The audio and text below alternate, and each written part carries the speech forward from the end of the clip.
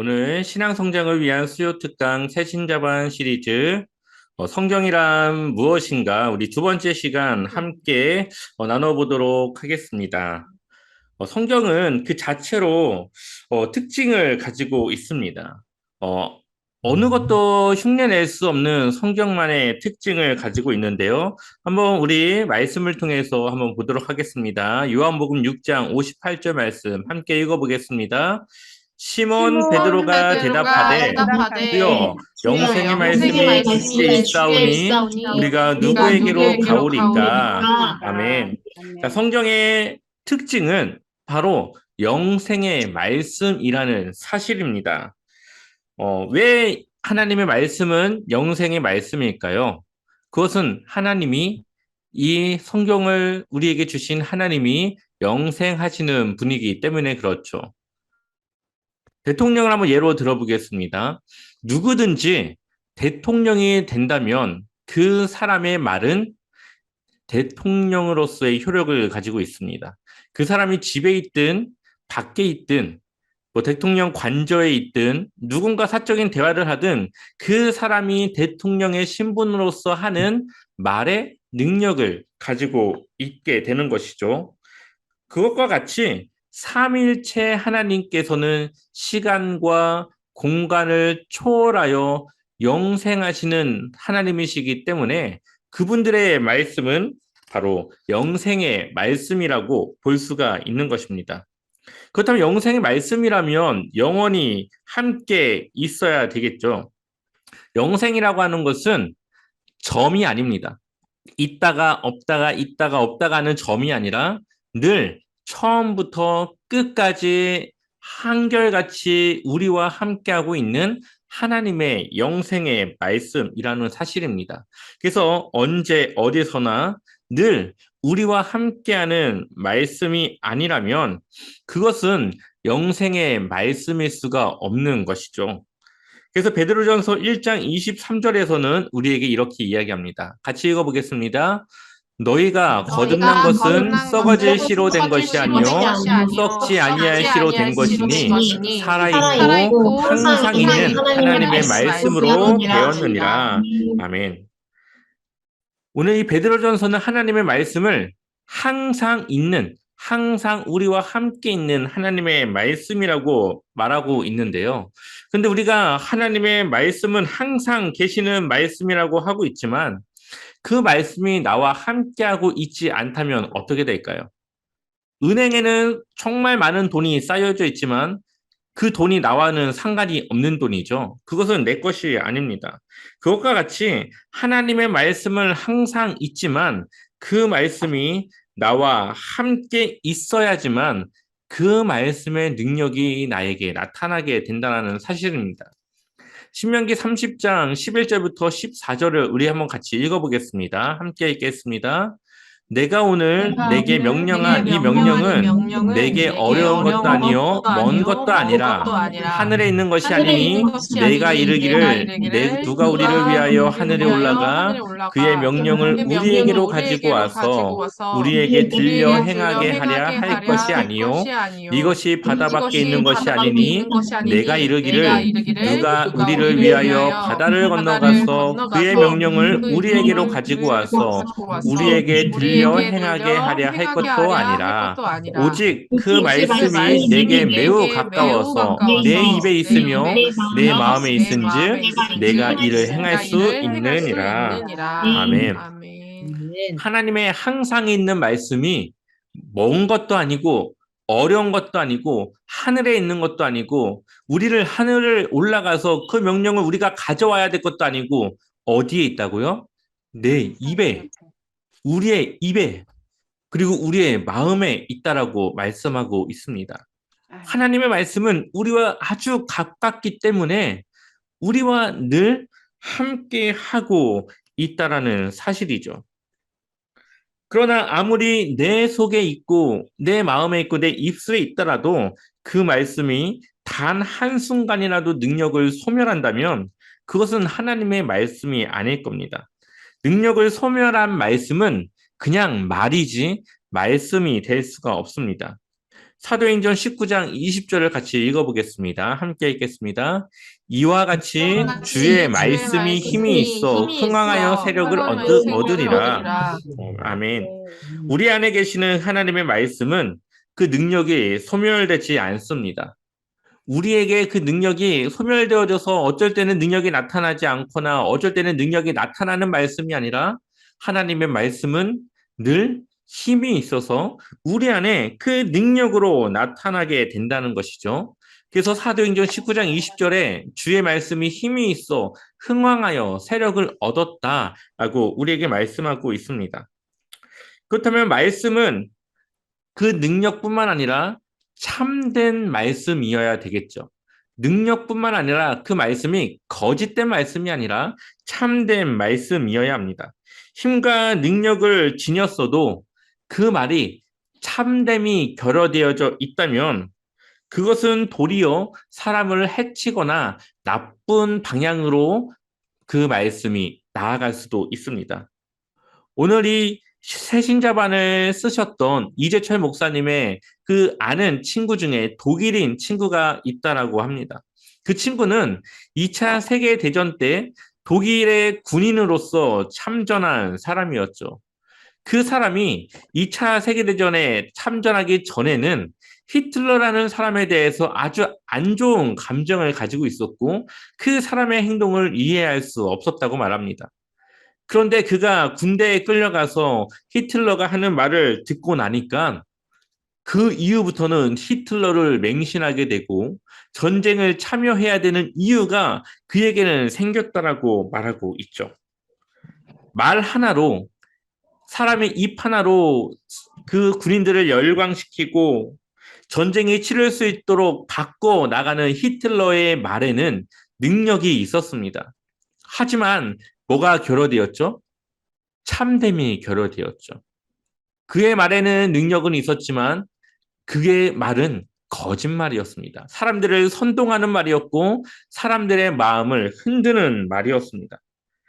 참됨이 결여되어 있기 때문에 결과적으로 히틀러라고 하는 한 사람에 의해서 수많은 사람들이 희생하고 생명을 잃는 그러한 결과가 나타나게 되었죠. 하지만 하나님의 말씀은 그렇지 않다라고 우리에게 말하고 있습니다. 사무엘하 7장 28절의 말씀을 같이 읽어보겠습니다. 함께 읽겠습니다. 주 주 여호와여 오직 여호와여 주는 오직 주는 하나님이시며 주의 하느님이시며 주의 말씀들이 말씀들이 참되시니이다. 참되이시니이다. 주께서 이 주께서 이 좋은 좋은 것을 주의 것을 주의 종에게 종에게 말씀하셨사오니 말씀하셨사오니 아멘. 하나님의 말씀 바로 주의 말씀이 어떻다고요? 참되시다. 거짓이 없다. 모두 사실이다라는 것을 우리에게 말씀하고 있습니다. 만약 하나님의 말씀이 참된 말씀이라면 그 말씀들은 우리의 실상을 보여줘야 되겠죠. 그 참된 하나님의 말씀에 우리를 비추어서 우리가 참된 삶을 살아갈 수 있도록 우리의 삶의 거울이 될 수 있어야 될 것입니다. 그래서 히브리서 4장 12절에서 13절의 말씀은 이렇게 말하고 있습니다. 하나님의 말씀은 살아있고 활력이 있어 좌우에 날선 어떤 검보다도 예리하여 혼과 영과 및 관절과 골수를 찔러 쪼개기까지 하며 또 마음의 생각과 뜻을 판단하나니 하나님의 말씀이 바로 이렇다는 것이죠.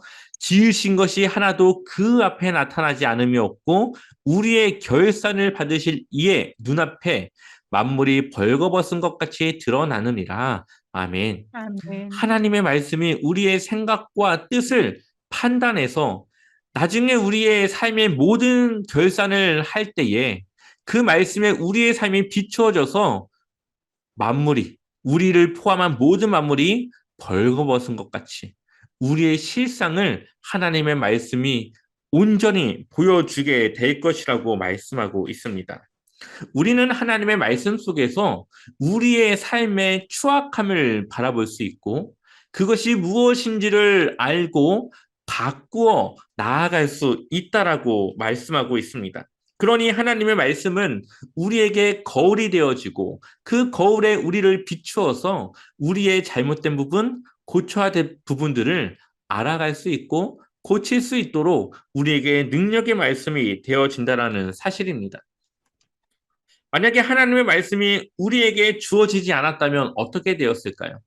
하나님의 말씀이 우리의 삶에 주어지지 않았고 우리는 우리의 실상을 바라보지 못하고 알지 못한 채 살아간다면 어떻게 되었을까요? 이 이재철 목사님이 한창 아파트에서 이제 사실 때에 그 아파트의 수도 배관을 교체해야 될 시기가 되어서 수도 배관을 교체하는 중에 있었다고 합니다. 그때 당시 얼마나 이 쥐들이 많았습니까? 그래서 각 집마다 소고기를 미끼로 한 끈끈이 미끼를 다 설치를 해놨는데 어느 날 화장실에 불을 켜보니 그 끈끈이에 덫에 걸린 생쥐 한 마리가 들쥐 한 마리가 있었다고 합니다. 이제 그 들쥐는 끈끈이에 잡혀서 죽기 직전의 상황인데 그 들쥐는 무엇을 하고 있었을까요? 끈끈이에 자신이 붙어 있는 채 소고기를 먹고 있었다는 사실이죠. 자신의 죽음이 가까웠음에도 불구하고 소고기를 먹는 것밖에 알지 못하는 생쥐의 모습이 하나님의 말씀이 없이 살아가는 사람들의 모습이라는 사실입니다.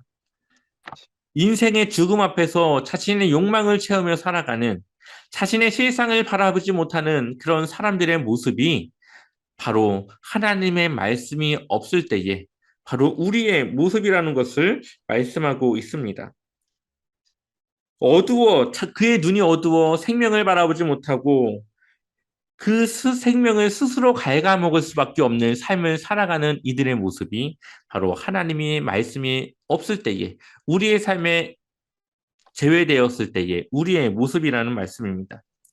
이러한 성경은 하나님의 말씀일 뿐만 아니라 그 능력을 가지고 있음을 우리에게 보여주고 있습니다. 예수님께서는 말씀이 육신이 되어 이 땅에 오셨고 그 말씀의 육신을 입고 오신 예수님을 통하여서 수많은 능력과 수많은 우리가 생각하지 못했던 많은 말씀의 권능들을 보여주시게 되는데 한번 우리 그 말씀의 권능들을 통하여서 말씀의 능력이 무엇인지를 함께 보고자 합니다. 성경 말씀의 능력, 첫 번째는 부르시는 능력입니다. 한번 우리 말씀을 먼저 읽어보겠습니다. 마태복음 4장 18절부터 22절 말씀 같이 읽어보겠습니다. 갈릴리 해변에 다니시다가 두 형제 곧 베드로라 하는 시몬과 그의 형제 안드레가 바다에 금을 던지는 것을 보시니 그들이 말씀하시되 나를 따라오라 내가 너희를 사람을 낚는 어부가 되게 하리라 하시니 그들이 곧 그물을 버려두고 예수를 따르느니라. 거기서 더 가시다가 다른 두 형제 곧 세베대 아들 야고보와 그의 형제 요한이 그의 아버지 세베대와 함께 배에서 금을 깁는 것을 보시고 부르시니 그들이 곧 배와 아버지를 버려두고 예수를 따르느니라. 아멘. 예수님께서 제자들을 부르시는 장면이 오늘 이 마태복음 4장에 기록되어져 있습니다. 예수님이 제자들을 부르신 것은 말씀으로 부르셨죠. 이들에게 예수님께서 높은 지위를 약속하신 것도 아니고 그들에게 크신 돈을 준 것도 아니었습니다. 그렇다고 제자들이 보는 안목이 있어서 예수님을 따른 것도 아닙니다.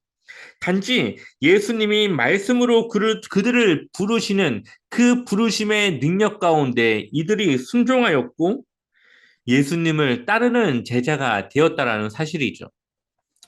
사울이라 불렸던 바울은 어떻습니까? 그는 예수님을 믿는 사람들을 잡아다가 옥에 가두는 일을 했던 사람이었습니다. 그의 고집이 얼마나 강했을까요? 그의 생각을 누가 바꿀 수 있었을까요? 유대교에 아주 빠져 광신자로 살아가던 이 바울을 예수님께서 부르십니다. 그러자 바울이 어떻게 됩니까? 예수님의 그 음성을 쫓아 그 부르시는 능력에 순종하여 이제는 예수님의 말씀을 전하는 주님의 제자로 변화되게 됩니다.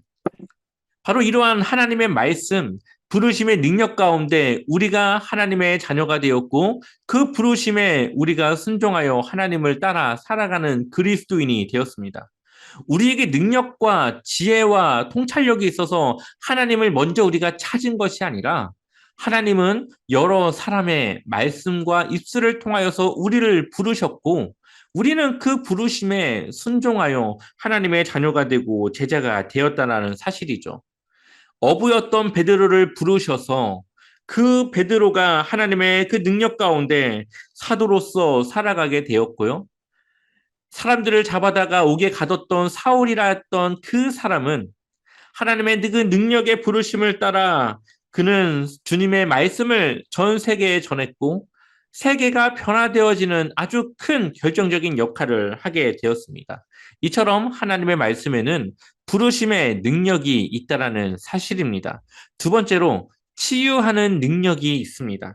우리 한번 말씀을 다시 한번 읽어보겠습니다. 마가복음 1장 40절에서 42절의 말씀 같이 읽어보겠습니다.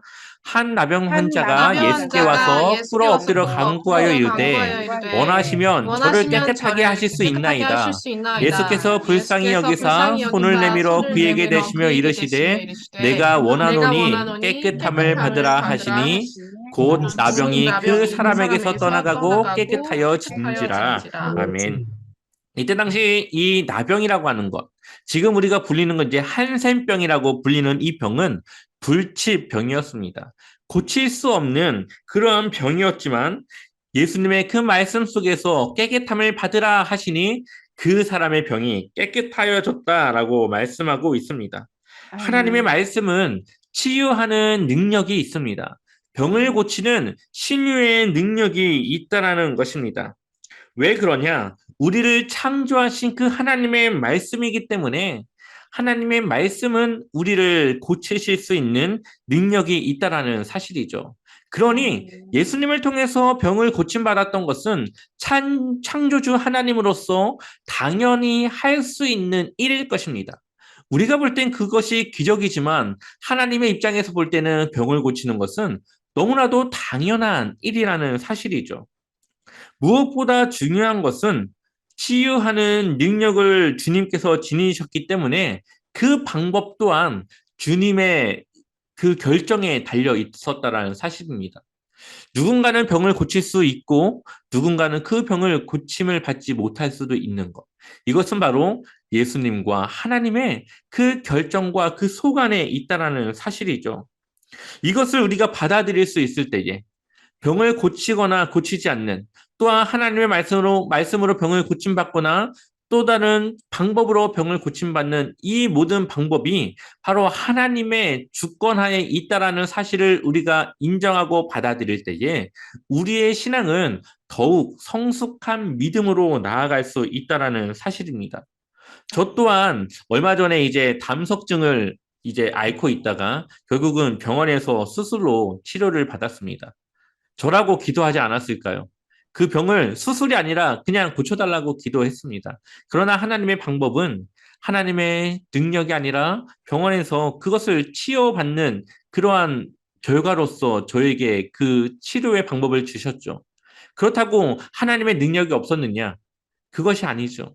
그 기도를 하면서 제가 하나님께 그동안 생각하지 못했던 나의 하나님에 대한 마음들, 이 병든 자로서의 입장으로서 하나님께 드리는 기도의 그러한 깊이 있는 기도들, 이러한 모든 것들이 모두 하나님의 계획과 하나님께서 우리에게 주시고자 하는 마음이라는 사실입니다.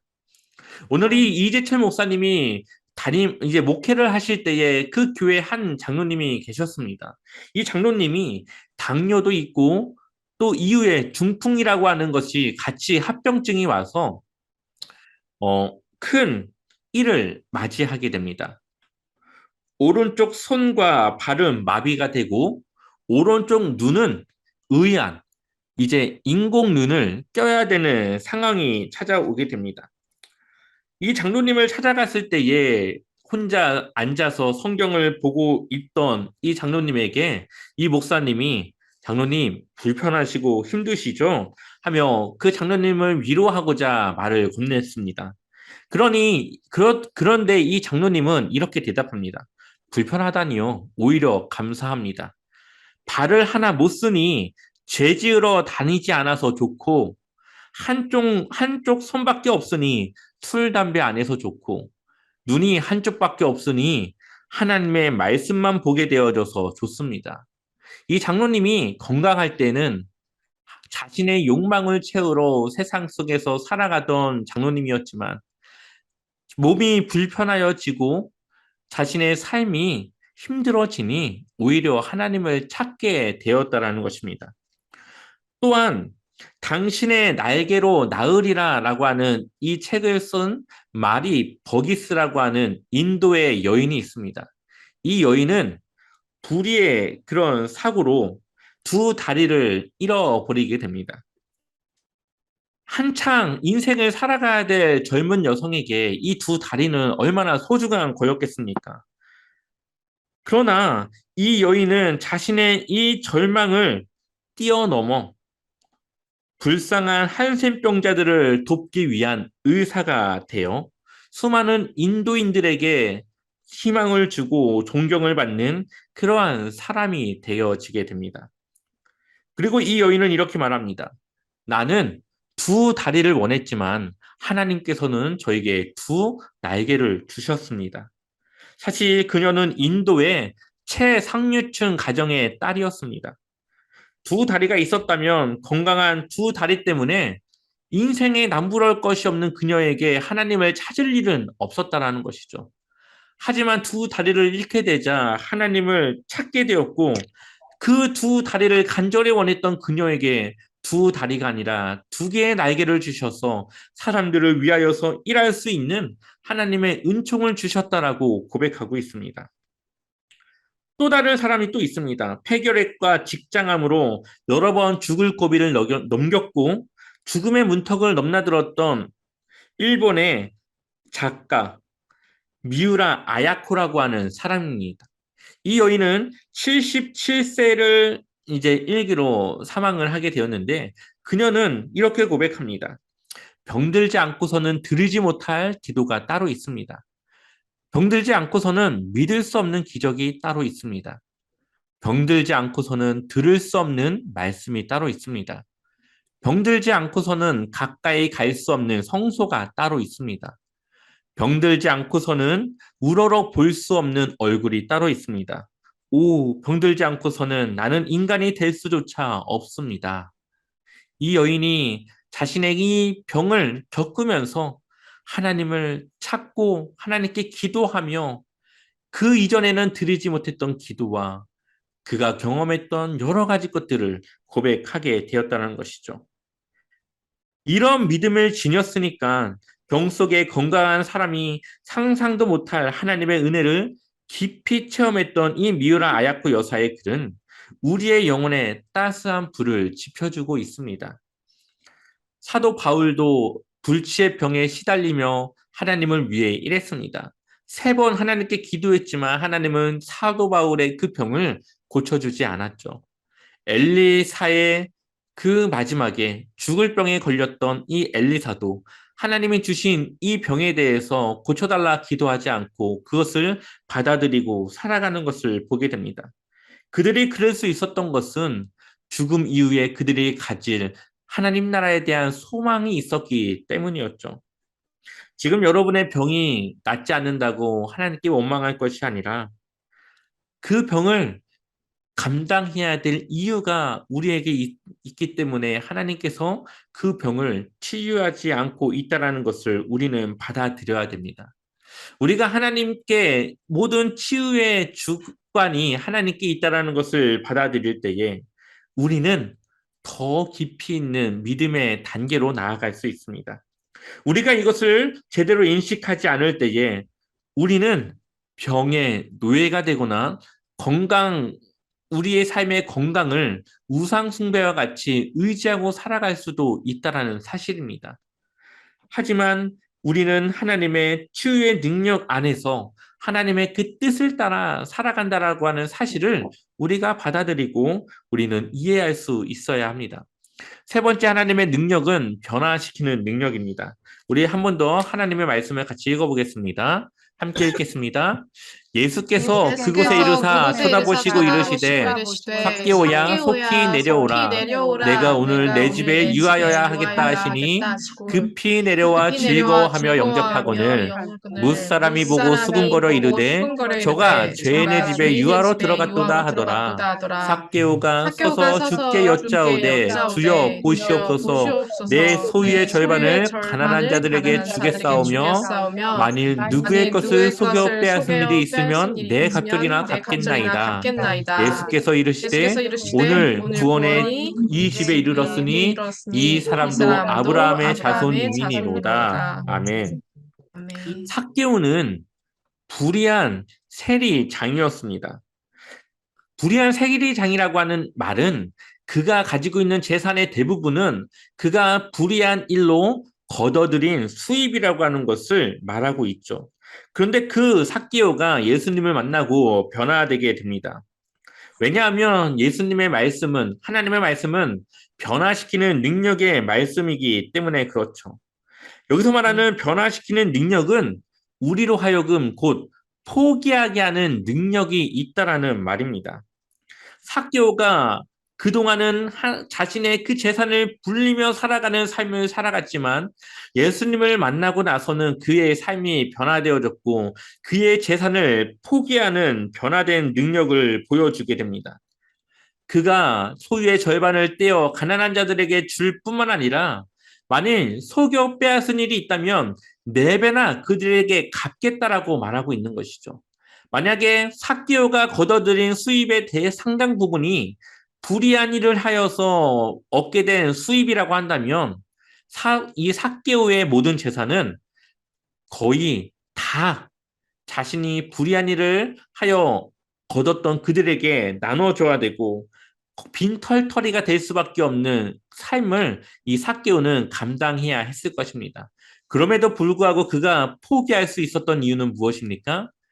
예수님의 말씀, 하나님의 말씀은 그에게 그것을 포기하고도 남을 만한 가치가 있었다라는 것을 우리에게 말씀하고 있죠. 그리고 예수님은 그러한 변화된 삭개오를 향해 오늘 구원이 이 집에 이르렀다라고 말씀하고 있습니다. 오늘 삭개오의 변화된 모습은 그가 구원받은 하나님의 자녀임을 나타내고 있다라는 것을 우리에게 말씀하고 있습니다. 우리가 하나님의 말씀으로 변화되어졌다면 우리에게도 변화된 모습이 있어야 되고 하나님을 위해 우리의 것을 포기할 수 있는 그런 능력의 말씀이 나타내야 된다라고 말씀하고 있습니다. 어떤 사람이 길을 가다가 강을 만났고 그 강을 건너기 위해서 나무를 잘라 뗏목을 만들었습니다. 뗏목을 타고 강을 건너고 나니 이 뗏목을 버리기가 너무 아까워서 무거운 뗏목을 자신이 지고 집까지 끌고 가려고 발걸음을 옮기고 있었습니다. 너무 힘들고 어려웠지만 어렵게 강을 건넜던 이 뗏목이 너무 아까워서 버릴 수 없었던 이 사람은 끝까지 이 뗏목을 가지고 길을 걷기 시작합니다.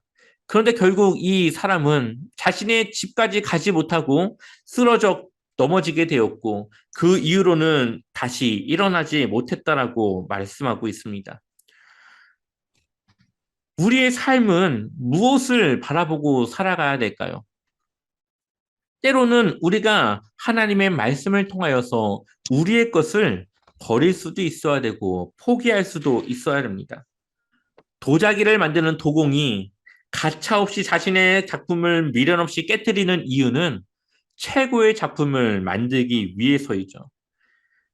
부르의 명시를 쓰기 위해서 글을 절제하는 것은 글을 쓰는 이들의 모습입니다. 그리스도인이 포기할 것을 주저없이 포기하는 것은 예수님을 믿는 것에 이왕저왕하는 것이 아니라 온전히 주님의 사람으로서 참된 그리스도인이 되기 위한 것입니다. 이처럼 하나님의 말씀은 우리를 변화시키는 능력이 있고 변화된 우리는 하나님을 위해서 우리의 것을 때로는 포기할 수 있어야 된다는 것을 우리에게 말씀하고 있습니다.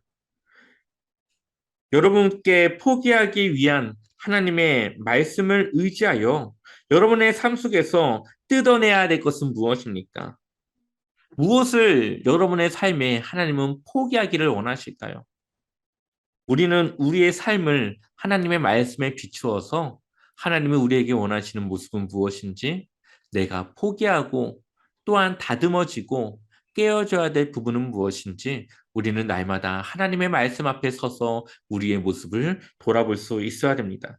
그렇게 할 때에 우리는 참된 그리스도인으로 주님을 위해 살아갈 수 있는 주님의 참된 제자로 나아갈 수 있게 될 것입니다.